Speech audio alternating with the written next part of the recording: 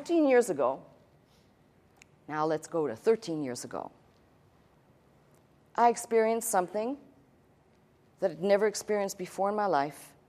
I can tell you I experienced losing loved ones, ones that were dear to me, not the loss of a husband, but I'm saying death was not a stranger.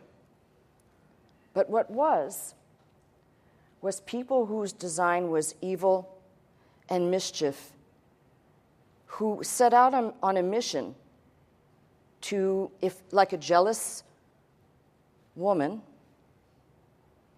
if they could not have what they wanted with this ministry, their course was to destroy it. It started with some of the most core inside people, some who had years of being here. And this will take me into my message, so just indulge me, because I live interwoven in reality of my life and the reality of what's on these pages. While these things were happening, I could not believe it because I'd never known that. I want to say I've lived worldly and lived out in the world and have done lots of living, but I never experienced this type of hatred, this type of treatment. Never. I'm not asking for your sympathy, because as I learned from these lessons, God had something to teach me. And until that lesson was clear in my brain, the people who were set on this course, they could have their victory. Until God was showing me finally a few lessons. One was I needed my enemies. Strange thing, I taught you the message on forgiveness. I realized that maybe like the Apostle Paul, had he not had people attacking his character all the day long and reminding him of what he did before Christ met him on the Damascus Road, perhaps his feet would have floated so high off the ground and he would have become puffed up in spirit.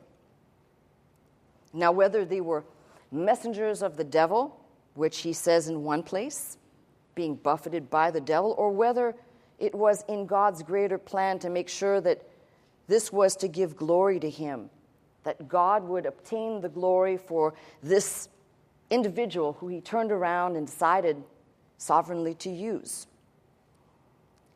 And I'm sure if we read carefully, there are many people who sought to kill Paul over and over and over again. All you got to do is read about those that led him over the wall in a basket to know there was a great danger around that man. Not because he was Saul or Paul, but because he came as an ambassador for Christ. Interestingly enough, as I said, I never knew hatred like that before stepping into the pulpit. So the lesson of needing my enemies, the lesson of praying for my enemies, which is a foreign thing because it seems like in the flesh you just want an eye for an eye, right?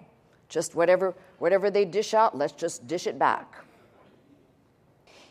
And I guess that the lesson I ultimately learned there is God is going to take care of his own. And it may not be the way we would handle it, but he's going to take care of it. It may not be in my lifetime on earth, but believe me, the one who keeps all the records in heaven and the recording angel, there is the witness. I don't need to say any more. And as time has gone on, I have come to you sometimes to share the burdens of the pastorate. And I was, like I said, growing in front of you. I believe probably 2 or 3 years in, I had heard of a pastor who had resigned his post. He was pastor for over 25 years of a congregation, had resigned his post because he had had a nervous breakdown. And I was hearing about this because I would go to a lot of the fellowship meetings, and I would hear about these different people who appeared to be pillars of the faith who would crumble under the pressure of the ministry. Back then, I just thought, well, maybe they were ill-equipped, or maybe they didn't have the right instructions, not understanding that the pressures of ministry are not just the experience of people loving you or hating you, or delivering the good news and some receive it and some don't.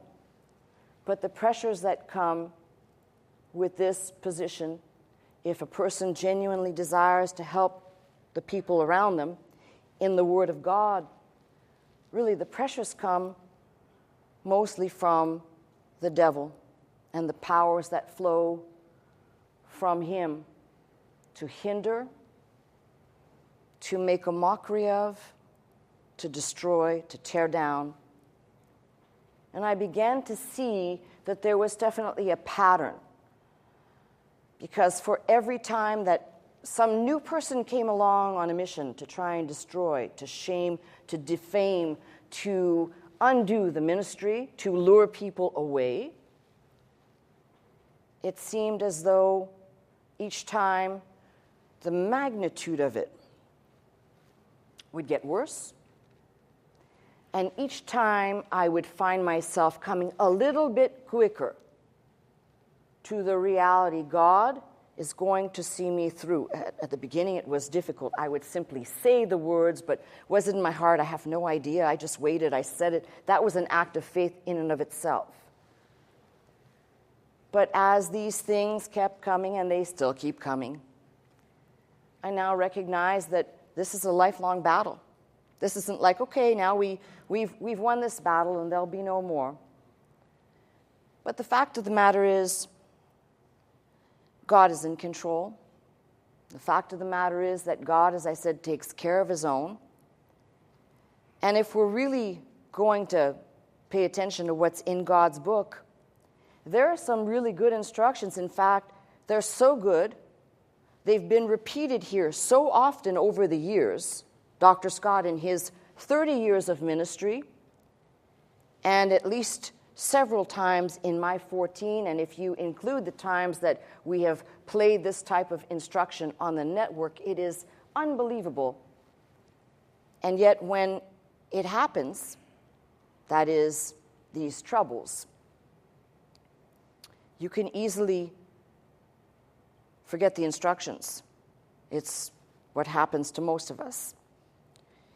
It is a great and perplexing question of the ages. Why do wicked people prosper? Why does God let them continue on? And why do righteous, that doesn't mean perfect, that means people who love God, who love the Lord, why do they suffer so much? And why do they have so much trouble? The answer to that question, at least in part, is found in a psalm, in an acrostic psalm of David that he wrote in his old age. And I take the wisdom of David in his old age today as something not only to look back at 14 years, starting my 15th year, to say God takes care of his own, but if you stay the course, you young ones, you stay the course, God will take care of you. You older folks who are with the breath of eternity on you, you stay the course. God will take care of you because God takes care of his own. This is not the time to ask, how do I know? You either know or you don't know. You either know you love the Lord, and there's no way for you to love the Lord except the Lord loved you first enough to open your heart and your eyes and your ears. So don't make this discussion on how do I know. We're saying because you say, I love the Lord, that's how you know the Lord loves you, because he first loved us. With that being said, I'm going to read straight off the header of my Bible, which I do not like to do, Psalm 37, which says, God takes care of his own. If you want to turn there with me today. And I guess the beauty of this is each time, sometimes when you go and you revisit something, you maybe find something you didn't see the last time or the last 20 times, or a little careful digging once more helps to clarify something that maybe might have been passed over previously. So, in this psalm, which is well familiar to this congregation, 3 times David says, fret not, fret not, fret not, verses 1, 7, and 8. Let me talk about the Hebrew word to fret. Because if you just read it in English, you think to fret could be to be worried, to be annoyed, to pout. But really, the Hebrew is to fume, to have a burning of the heart, or when I was reading it, I was thinking, I have heartburn. But not like that. But it actually carries more weight than simply to worry, or more like becoming vexed. And if you look at the context of the words, that makes it clear that this is not just a little worry fit and I'm upset mildly. Why? Take a look at the context of 3 times that it's used. Fret not thyself because of evildoers. You might say, could you use the word worry? Yes, but it's more intense than that. It's actually kind of a burning or fuming. Fret not thyself because of evildoers. Read again in verse 7. Fret not thyself because of him who prospereth in his way. Speaking of the wicked, because of the man who bringeth wicked devices to pass. And in verse 8, fret not thyself in any wise to do evil. So the word itself carries the weight of the burning of the heart in anger, and it is, we'll call it a response, a fleshly response mechanism to seeing people, and I'm using what the King James calls wicked, but they're enemies, they're cruel people, they are malicious, mean-talking, or whatever you want to paint them as from what the psalm is talking about, who never seem to get caught. There's never any penalty for them. There's never any punishment. There's never any justice for these people. But the reality is that we're talking about something pertaining to the righteous people of God. Those, we'll call them, and righteous carries a connotation which is not bad but often misunderstood. Let's call them faith people who are earnestly desiring God's best, watching those enemies never get caught. At some time, there's a burning inside that says, what is going on? And if you go back to the first verse, fret not thyself because of evildoers, neither be thou envious against the workers of iniquity. So we have here, this whole psalm is going to revolve around the concept of the righteous person, his delight, his discipline, dependence, all from and in God versus the wicked, their plots, their power, their prosperity. Everything is direct opposite. Now, sometimes it feels like we should take matters into our own hands because that's the only way things are going to get fixed. That's not what the psalmist says. That's not what David, who wrote this in his old age, seasoned warrior of God, man after God's own heart, tells me I should listen to what is in this psalm because the essence of it is very clear. All you got to do is, if you read through this, and the read sometimes comes across as poetic, but if you read it and put some flesh and blood on it, you recognize what David is saying is, okay, don't get hot under the collar because of evildoers, neither be envious against, don't be jealous or envious against those workers of iniquity. Why? For they shall soon be cut down like the grass and wither as the green herb. Can the grass, let's put it in modern terms, can the grass escape the lawnmower? It cannot outrun the lawnmower, right? In other words, God will eventually deal with these. Cut down like the grass, wither as the green herb. The next precept, the next instruction, trust, lean in the Lord, and do good. And this one, as I said many times, referring back to my years of ministry here, or anything that you have been through, this may be the toughest, not the toughest in this psalm, but one of the tougher ones, to lean, to trust, to lean in the Lord and not in my own ways. Because we're all very savvy on how to fix problems, or most of us think we're savvy. But the Lord, who knows how to cut down the grass, he says, lean on me a little bit, and I'll show you. Trust in the Lord and do good, so shall thou dwell in the land. And let me stop there, because we always have to reach back to what David might have envisioned in writing this, inspired obviously by the Spirit of God, but so thou shalt dwell in the land, much like those that were given the promise of God to enter into the land of milk and honey, God's provision, God's promise. So that trusting, leaning in the Lord, and do good, and thou shalt dwell in the land, the promise for us may be a little bit different, but still remaining the same thing. The Lord will make a way for us, and verily, or in truth, shalt thou be fed. And there are several ways that, if you want to play around with the translation of this, you might say, in truth, thou shalt be fed, or you could equally say, fed by faith, or feeding on the promises of God. You could kind of put that in the perspective of trying to make it apply to oneself. And this is all regarding the righteous person. We'll get to the wicked and their issues in a minute. Next, delight thyself also in the Lord. Now, I remember the many years Dr. Scott taught this psalm, and he used to say, delight thyself in the Lord, and the Lord shall give you the Lord.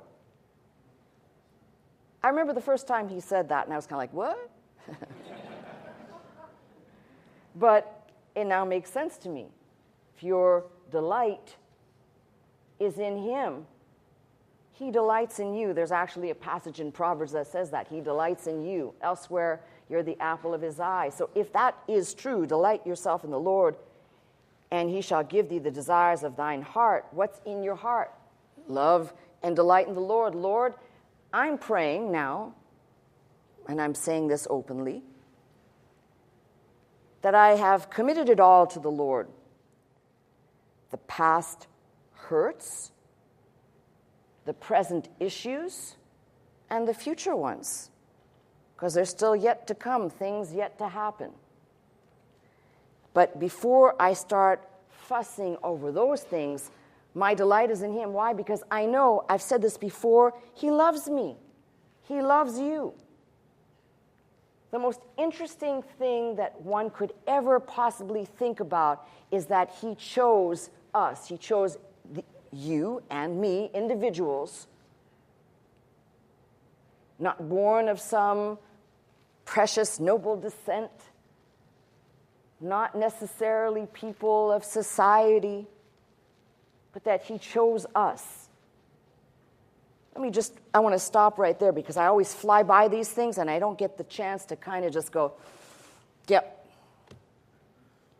Because that's the one important peg to stop right there. While you may be hot under the collar for injustice or things you perceive as injustice, don't forget how much the Lord loves you. And no, this is not a message about if you'll do this, the Lord will do that, but it is a promise of God. Delight thyself also in the Lord. The Lord will give you the desires of your heart. If what's in your heart is to please God, and that's at the forefront, that's the main thing in your field of vision. You look up, Lord, I desire to please you. That very essence is the Lord giving you the desire of your heart. What is in the heart, for example, we'll find later on of the wicked is to plot and devise against the righteous. That's what's in their heart. And God says if that's what's in their heart, well, we'll give them their desire, but it'll be heaped on them, not upon the righteous. We'll get to that in a minute. Next, commit thy way, and let's talk about it, the complete way. Roll it all off unto him. Trust also in him, and he shall bring it to pass. What are we talking about? And I know we've made a general application in times past, commit thy way. That is, you can talk about your life and the issues of your life. But let's be specific about this psalm, particularly because I said I was going to use the header, God takes care of his own. Roll off your problems, the things that have got you hot under the collar, heart-burning, your TO'd or PO'd or whatever you want to use, owed. Instead of bringing it as wrath and anger, commit it to him, roll it off on him, give it to him. Why? Because he's going to take care of the other side. But he shall bring it to pass. And he shall bring forth thy righteousness as the light and thy judgment as the noonday. There is nothing greater than this. Now, I just finished reading the history of many of the great preachers, and we're talking about in earlier days, and they all have an interesting common denominator. They all suffered, believe it or not, it usually came from another brother, slander and maliciousness towards their intent in ministry. All you got to do is read the life of Martin Luther. That's an easy one. Now, people will say, well, he instigated it. You think? Nevertheless, I could talk about somebody like, who we'll call him the Prince of Preachers, Spurgeon.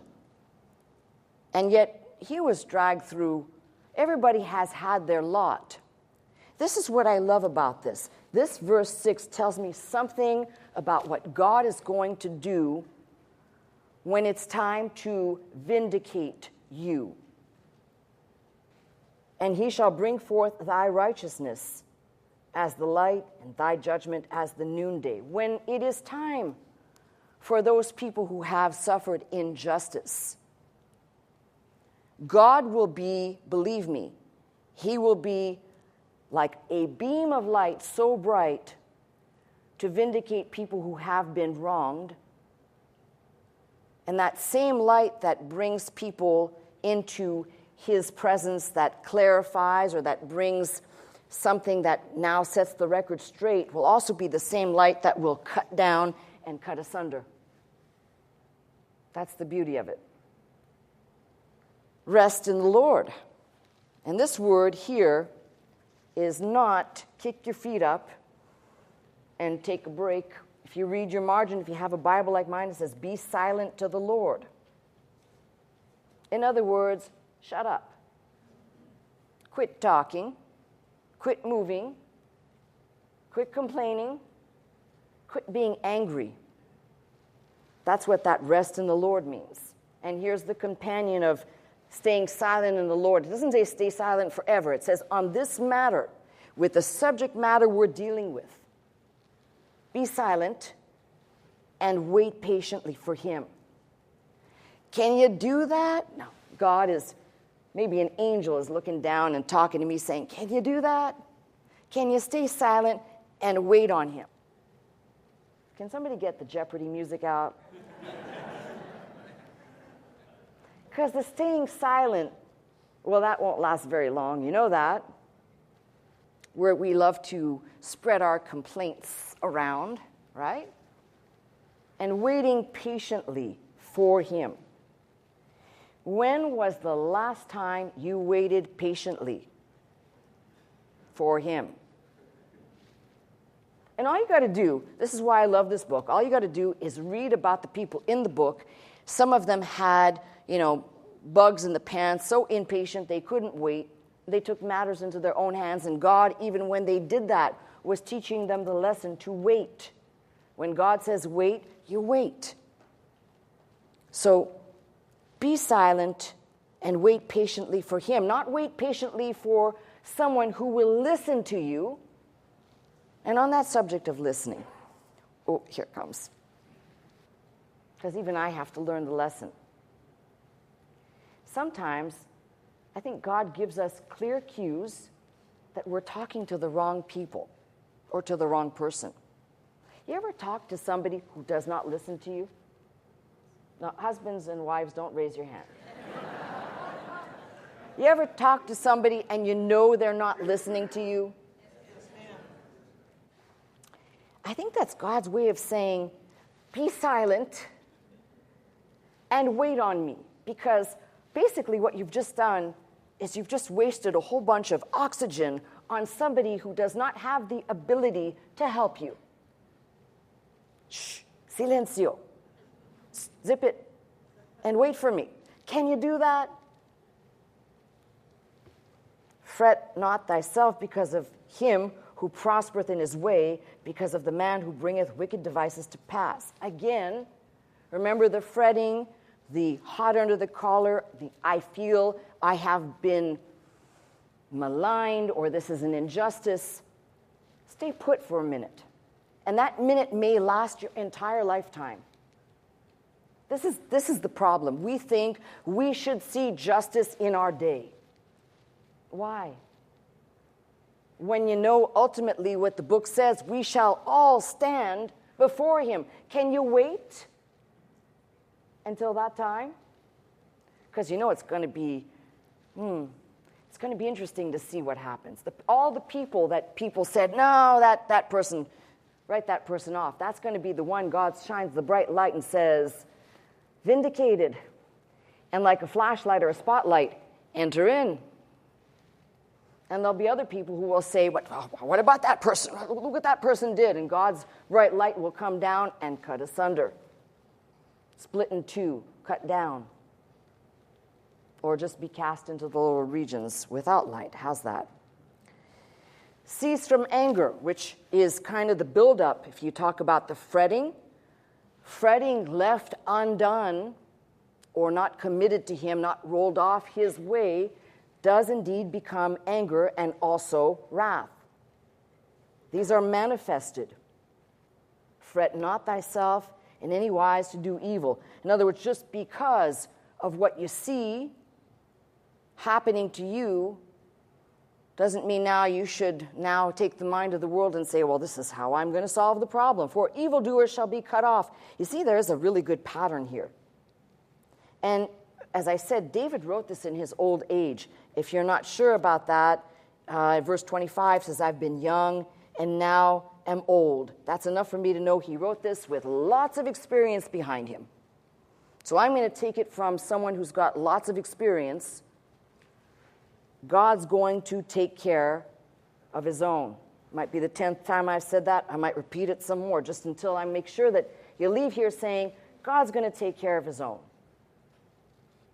For evildoers shall be cut off, but those that wait upon the Lord shall inherit the earth. And this is a beautiful indication of how, when we're reading the whole Bible, we read in the Beatitudes, this is what Christ talks about.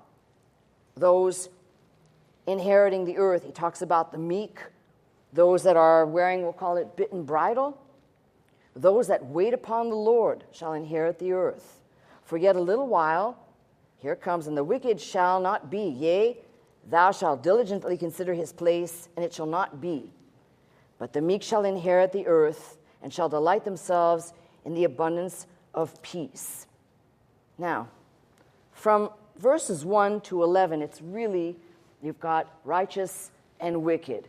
But now we have an unfolding more to tell us more about the wickedness of those that David is talking about. We might now take it for ourselves and read carefully, because as I said, a lot of times we tend to make this a reading of the Psalms, but there is no application to usward, and that is the biggest mistake. You're going to find you can always make an application somewhere. The wicked plotteth against the just. So if you want to put down something right there, put plot, plotting, plotteth, I don't care, you can just circle the word, because that's what the wicked like to do. They like to plot. And let me ask you this question while we're at it. So I'm not making it about me. Let's take somebody, I'm randomly saying somebody over there, you feel you have been attacked. Why do these people plot against you? What is it about you that they plot against? And this is the thing I have said repeatedly. And once you settle this, peace comes. It has nothing to do with you. It has everything to do with who you serve. It has everything to do with the desires that are in your heart. It has everything to do with Christ. See, nobody, I don't care who you are, nobody can just randomly say, I hate you. I've never talked to you, but I just can't stand looking at you. I know I hate you. And it's not enough that they hate you. They plot against you. They devise things to bring you down. Now, you may say, well, I don't have any enemies like that. Yeah, you do. If you don't have enemies like that you know of, we're talking about people that have genuinely plotted against you. But you do. We wrestle not against flesh and blood, but against principalities and powers, and these plot against us. And they use human vehicles usually to carry out their devices. That's one. Keep reading.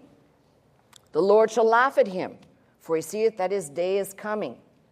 Here we have wicked again, the wicked that plot, but the Lord's going to laugh. Why? Because the Lord sees. And if you want to put something in your margin that tells you more about God than about your condition, is the Lord sees. The Lord is not turning a blind eye. He sees it all. There are times, and there have been times in the last 14 years where I felt maybe God is not seeing this. And then I come to my sanity and I realize God sees every single second of this craziness. And maybe initially it's not that he's laughing, but he sees it all. Are you in trouble today? Because the Lord sees it. Whether you brought it on yourself, whether you didn't, whether you're being attacked. The Lord, if you believe that he is Lord and he lives to make intercession for us, he sees it all. Let's go back to the wicked now. The wicked have drawn out the sword.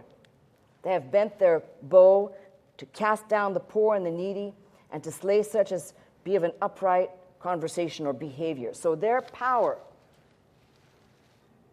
is only in wielding something we'll call of external force or external power.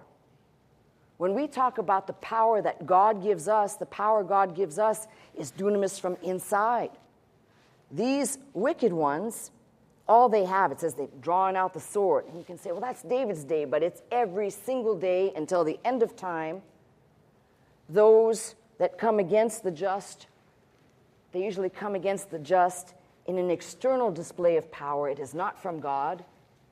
And if it is by the power of the devil, it is still by an external attack, because the devil is not omnipotent or omniscient, rather.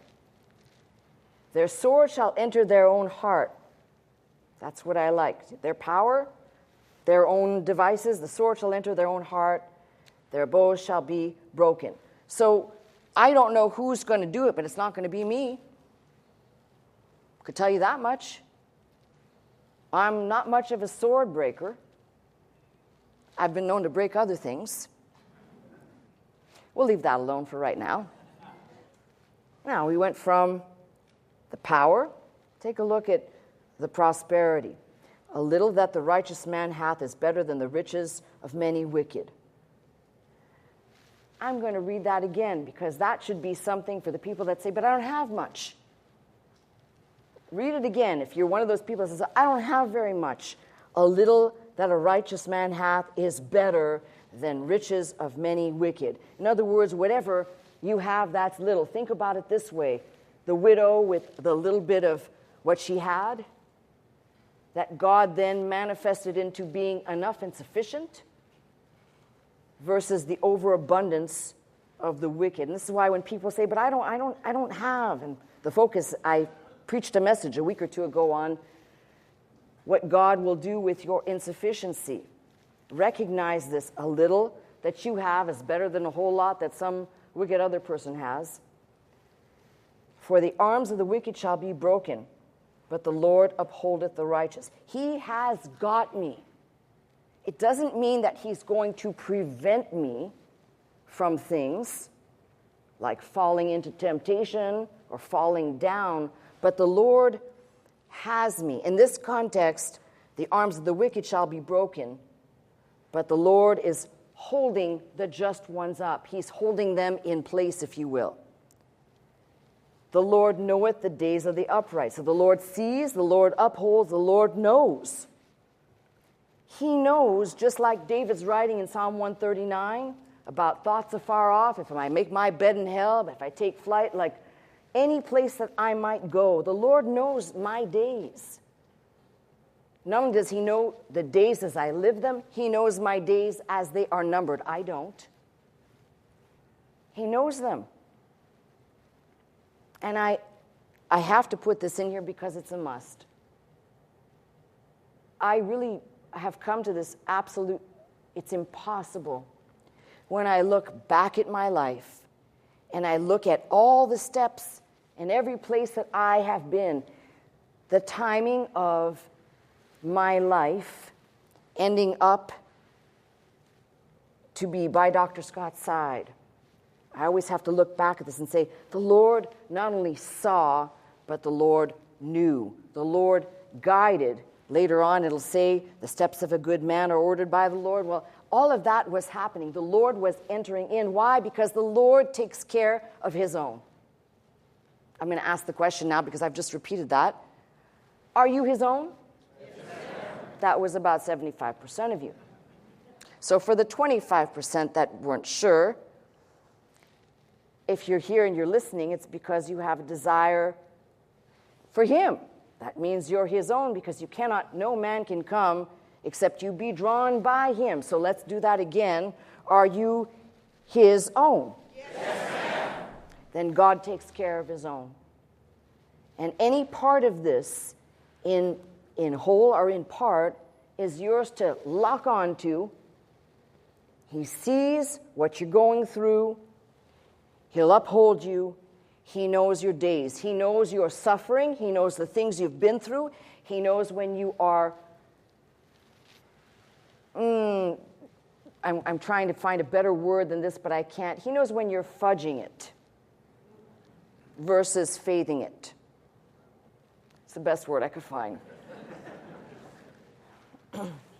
Lord knoweth the days of the upright, and their inheritance shall be forever. Unlike the wicked who will be cut off, their days, their inheritance forever. They shall not be ashamed in the evil time. And that's what happens a lot of times. We forget God, we forget these promises, we forget that he sees, he knows, he upholds, and suddenly when things come upon us, we can run to the mindset of I better hide myself, I better move away from all this, rather than say I'll stand even though maybe people will hate me more. Maybe people will like me less. Maybe people won't like me at all. But I will stand because I will not be ashamed in the evil time. And in the days of famine, they shall be satisfied. How about this? When the stuff's headed my way, I won't be ashamed. Somebody says, well, if you're God's God, he's letting this happen to you. Well, how about God's letting you have a history lesson in what may be lacking in your life, and possibly there's a lesson for each and every one of us. Every time something happens, I always think, is there something God wants me to see in this? And I'm talking about serious stuff, not going to buy toilet paper. Something serious. Is there something God wants me to see in this? And in the days of famine, they shall be satisfied. That also means the Lord's going to provide for you. Let's go back to that, those that have little. A little that a righteous man hath is better than the riches of many wicked. Well, how about this? In the days of famine, they shall be satisfied. Those trusting the Lord, knowing he sees, he upholds, he knows, even when famine hits, they shall have enough. He is the enough God, El Shaddai, sufficient. That means even when I think I'm going through some form of a famine, okay, survey time. We're not talking about lack of food now. Has anybody felt like they've been in a spiritual desert and there's no cameras on you, it's just me looking at you, spiritual desert, famine time is hit. Okay. I don't think that is an uncommon symptom or situation for a believer to be in. In fact, I think it's in those famine times that we have to go, praise God, He's going to take care of me. I can't see. My eyes have been clouded over. I've told you this before. How many times people say to me, I think I'm backsliding because I just can't see. I don't feel connected anymore. I don't know what's wrong with me. Just the very fact that you're saying that tells me you're aware that there's something going on. It may not be backsliding. You're aware something's going on. Something is shifting in you, and maybe it's you shifting, and maybe it's God helping you shift. Maybe God is saying, you've been staying there too long, right? Oh, feel better now, right? Had to get that out.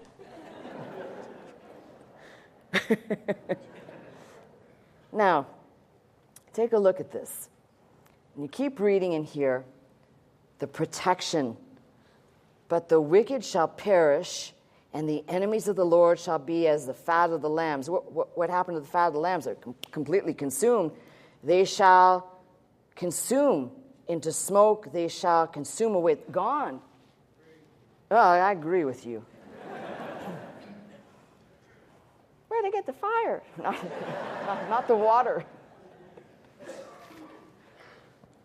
Now, that's the first thing. So the wicked, they don't have any protection. The other thing is, this is a common thing here. The wicked borroweth and payeth not again, but the righteous showeth mercy and giveth. For such as be blessed of him shall inherit the earth, and they that be cursed of him shall be cut off. Again, here's the repetition of the just, or the goodly, or the righteous, and the wicked. And here, the steps of a good man, good is added, as you can see, but the steps of a man, of an individual, are ordered, established by the Lord, and he delighteth in his way. Read these two verses together, you must. Steps are ordered or established by the Lord. Though he fall, that tells you that there is the potential for that. He shall not be utterly cast down, for the Lord upholdeth him with his hand. So twice we have the idea of the Lord is holding up. And I can tell you over years of, not just years in the pulpit, but years of being by Dr. Scott's side and watching and knowing, this is something that is so full of grace if we can just wrap our minds around it. The Lord orders our steps. He establishes a place for us to walk in. He says, this is the way, walk ye in it. What do we do, though?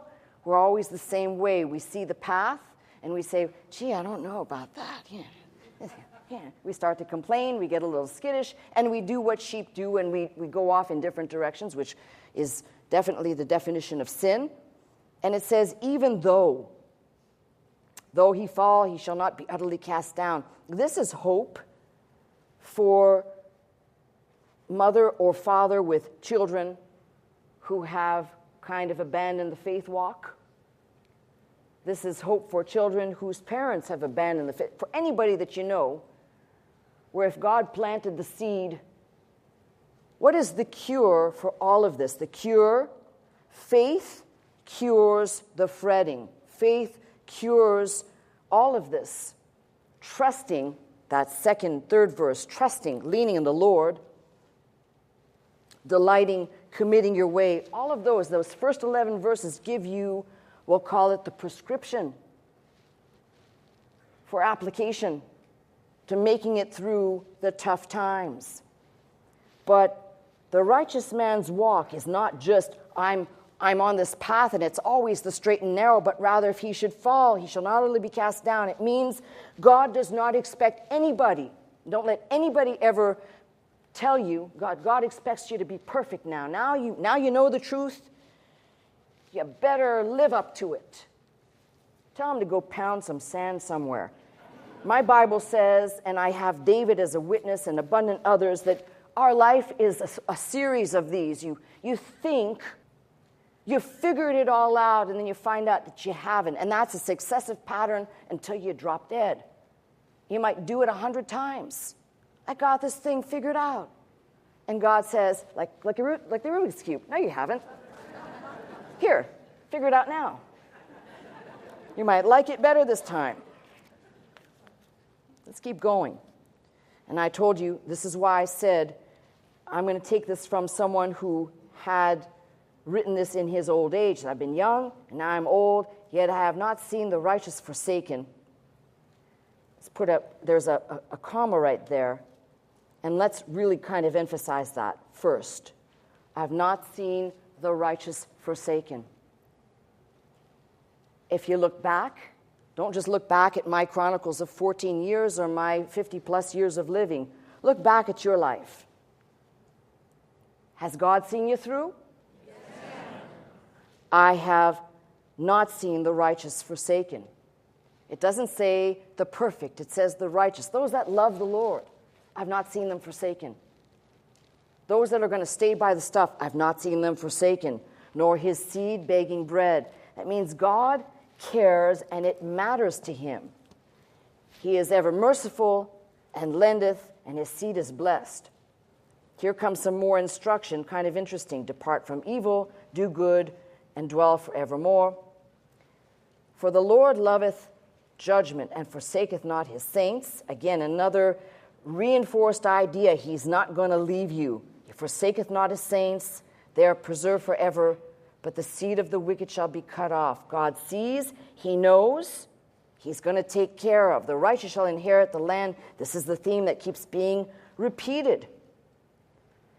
The mouth of the righteous speaketh wisdom, and I put in my margin, wisdom of God.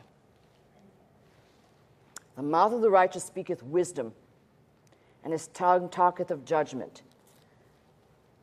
It's one thing to be able to recite chapter and verse by memory. I know a lot of people who are evil to the core, and they can spew off chapter and verse, and they can tell you what that book over there, the one that you've never read, stuck, that's the pages are stuck tight. They'll tell you everything that's in there. Oh, that little book has 4,264 words in it, and it's got so many, and they'll tell you everything like a robot, but there's no application in their life. But the wisdom of God is what Paul talked about in Corinthians. And the wisdom of God is more powerful than the wisdom of man. The wisdom of man can memorize Scripture. The wisdom of man can take certain things and robotically just kind of go through the motions. But the wisdom of God is God giving the Spirit to give witness to the Word, to put it into its right application of trusting, relying, and amening what God said he's going to do. The wisdom of God.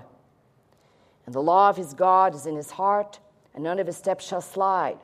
Here we go back to the wicked. The wicked watcheth the righteous, and seek to slay him. Now, let me ask you, if they sought to kill Christ before it was his time to be crucified, and then they ended up crucifying him anyway, what makes you think, as I've said, we're always looking at it, we're never reading it as a microcosm, as a piece of sand that says, if they sought to do that to the master, why wouldn't the mercenaries from hell try to not take you down? I'm not saying they might not try to take you out, but they're certainly going to try and take you down.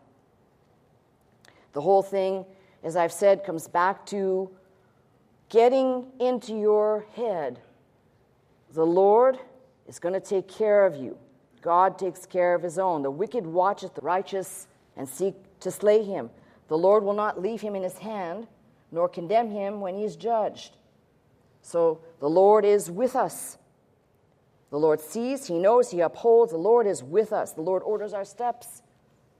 Wait on the Lord. And this is an interesting word, different than the other word for wait. This is kind of like to bind together. This is like being in oneness with the Lord.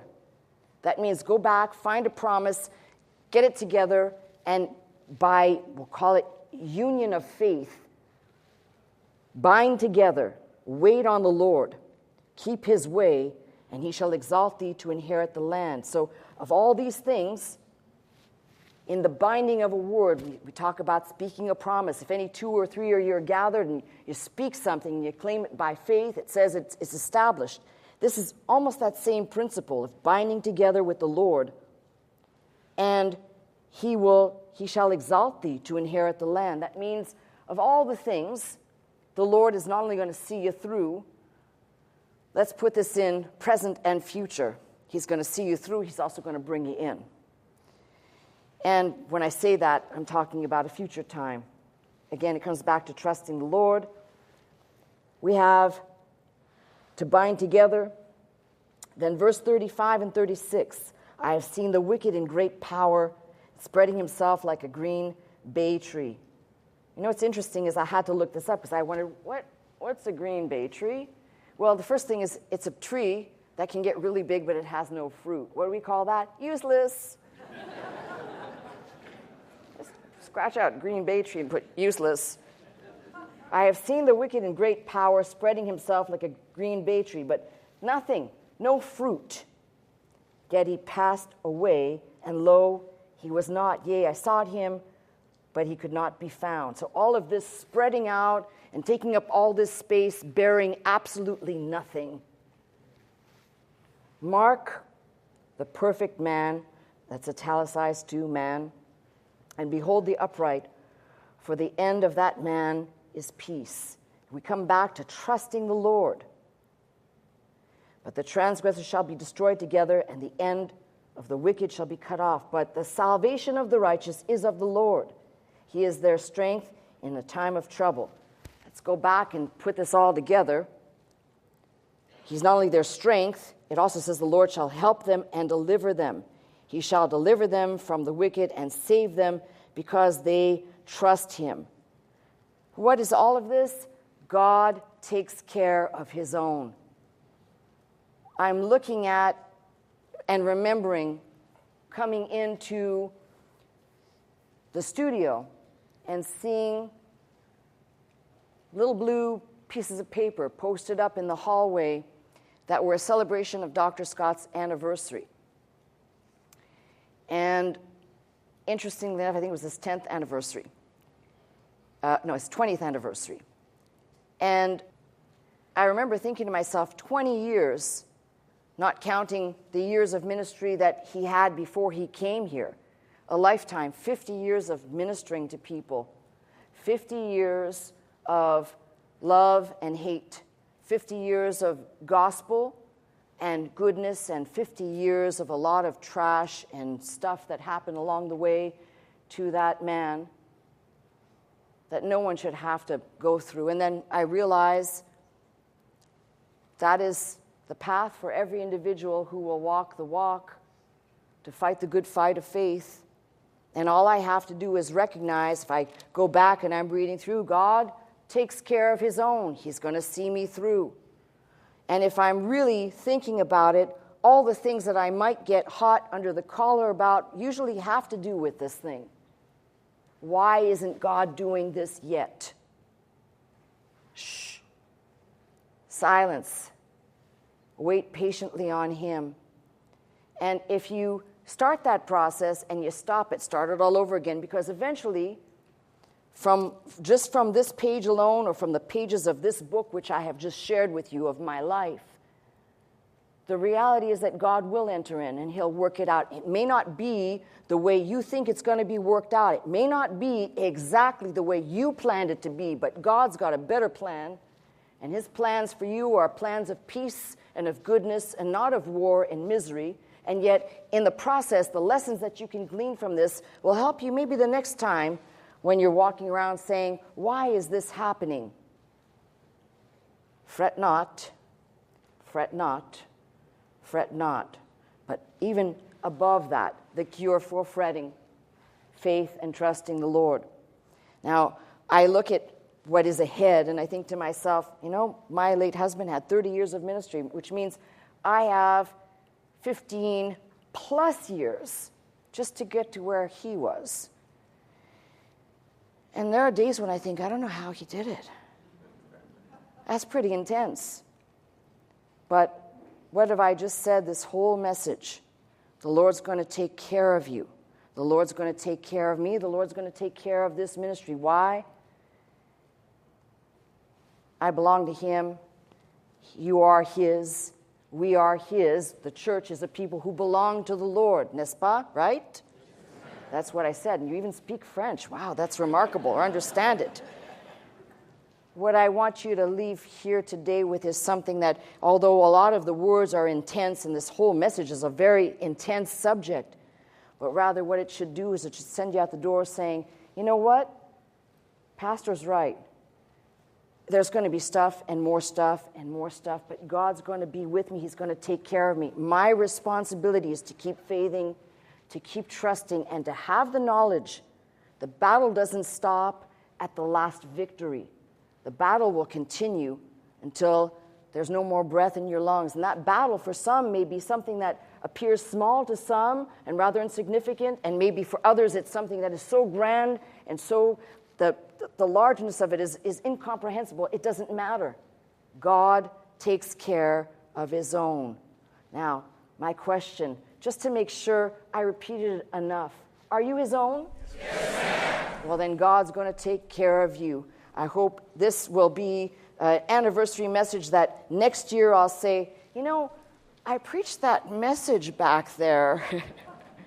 Fret not, fret not, fret not. I was still a little hot under the collar. Maybe next year I'll have a better application, but I'm going to try this year to put it into practice with God's help. That's my message.